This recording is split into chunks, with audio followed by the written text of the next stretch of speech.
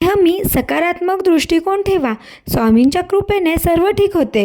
श्री स्वामी समर्थ. सकाळी उठून आवरून घेतले. घरी आलोय म्हणल्यावरती काम तर असणारच. कपडे धुणे, झाडू मारणे, सर्व कामे आवरून केस धुवून घेतले आणि पूजा केली. सारा अमृताचे 3 अध्याय आणि जपमाळ करून घेतली. त्याशिवाय गुरुवारची सुरुवात नाही. नंतर नाश्ता करून काकांसोबत मम्मीला सोडून आले आणि त्यांच्या फॅमिलीला घेऊन ग्रीन हाऊस पाहायला गेलो. जवळच नदी होती. मग काय, तेथील पाणी तर खूप वाढले होते. ते बेटावरती जायचे रस्ते देखील पूर्णपणे बंद झाले होते. जवळजवळ दिसेनासे नाहीसेच झाले होते. पाण्याकडे एकटक पाहिले की भीती वाटत होती. नंतर तेथून ज्या कामासाठी म्हणजे ग्रीन हाऊस पाहायला आलो होतो ते काम केले. पहिल्यांदा तर रंगीत ढबू मिरची म्हणजेच कॅप्सिकम पाहिले. त्याची झाडे तर भरपूर होती. तिथून पुढे आल्यावरती जरबेराची फुले, त्यात पण 1-2 नाही तर तब्बल 6 रंगाची फुले पाहिली.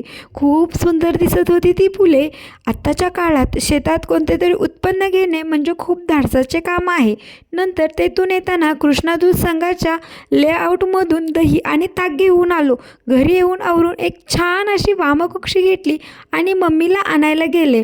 त्यानंतर मम्मीला घरी सोडून सानूसाठी खाऊ घेऊन गेले व तिथे पियूला देखील भेटून आले.